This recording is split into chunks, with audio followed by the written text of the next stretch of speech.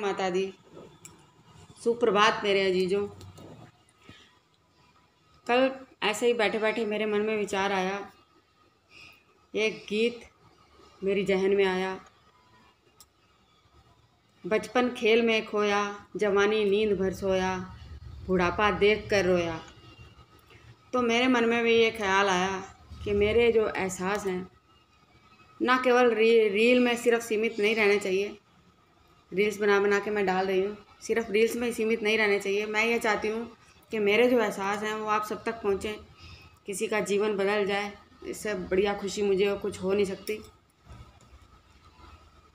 तो जैसे हमने बचपन अपना खेल खेल में गंवा दिया, जवानी मौज मस्ती में गंवा दी, अब अपना बुढ़ापा तो सुधारें, अपना मन जवान रखें, अपना दिल जवान रखें, किसी पे ज़्यादा डिपेंड ना रहें।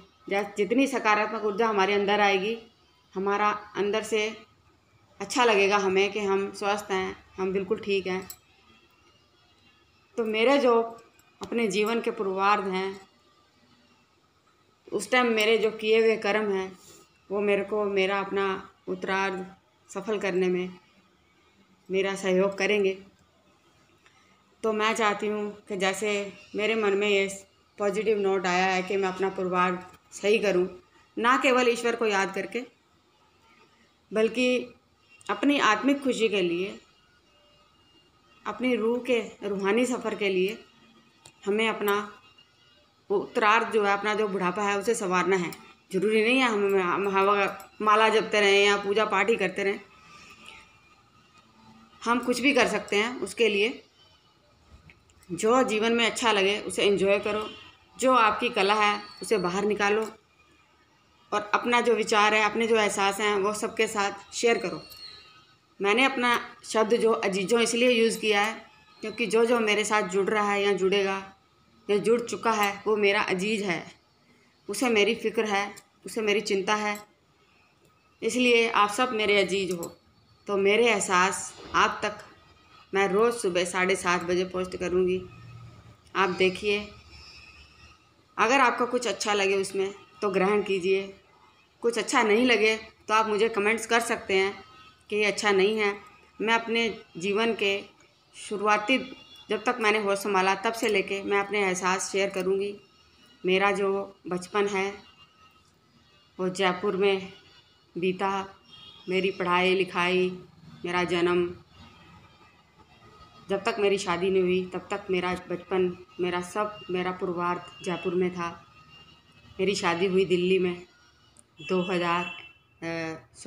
1989 में, तब से लेके मैं दिल्ली में हूँ।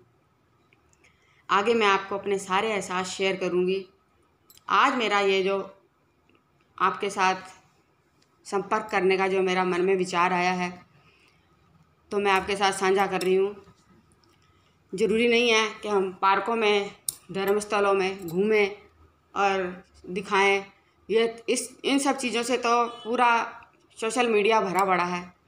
मेरे जो आंतरिक विचार हैं मैं उनके द्वारा आपको सकारात्मकता की ओर लेके चलूँगी। प्रभु का पथ तो है ही है और सकारात्मक ऊर्जा के साथ हमने अपने आप को बिल्कुल स्ट्रॉन्ग बना के रखना है।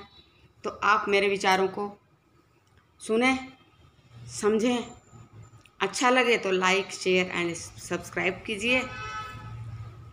मेरा उद्देश्य दौलत और शोहरत नहीं है।